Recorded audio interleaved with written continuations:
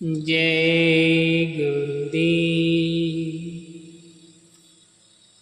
महापुरुष बताते हैं आँखों का मोह बुरा होता है।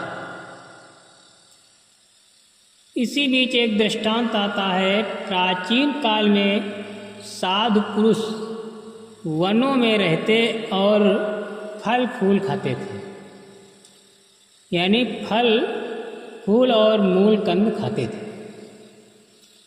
किसी दिन अन्न की रुचि होती तभी बस्ती में आते थे।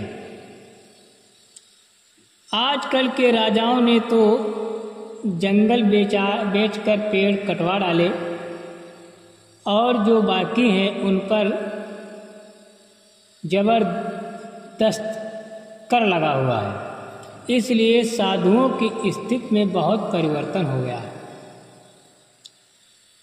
उसी प्राचीन समय में एक विरक्त साधु अन्न की इच्छा से नगर में आया। एक स्त्री ने बड़े प्रेम से उसे भिक्षा दी और कहा, आप यहाँ रोज भिक्षा लेने आवें और दर्शन देकर हमें कृतार्थ किया करें। साधु बिना कुछ कहे सुने चुपचाप चला गया। दूसरे दिन वो फिर आया। स्त्री भिक्षा के लिए खड़ी थी। आज इस स्त्री का शुद्ध प्रेम मलिन दिशा की ओर बढ़ रहा था। उसने साधु की झोली में भीख डालते हुए कहा, मैं तो तुम्हारी राह देखती खड़ी थी, क्योंकि तुम्हारी चोर आंखों ने मेरा मन चुरा लिया है। साधु चुपचाप चला गया। तीसरे दिन साधु ने आंखों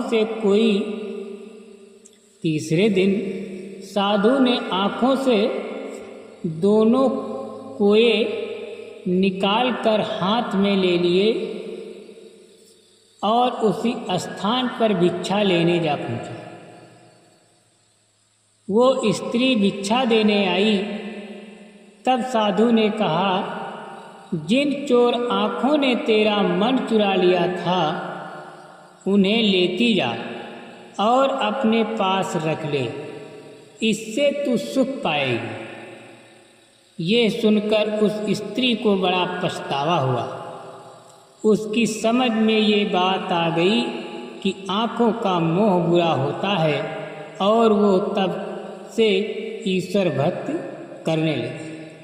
इसलिए कहते हैं जब महापुरुष किसी जीव को पकड़ते हैं तब उनको कुछ न कुछ अचरज करना पड़ता है,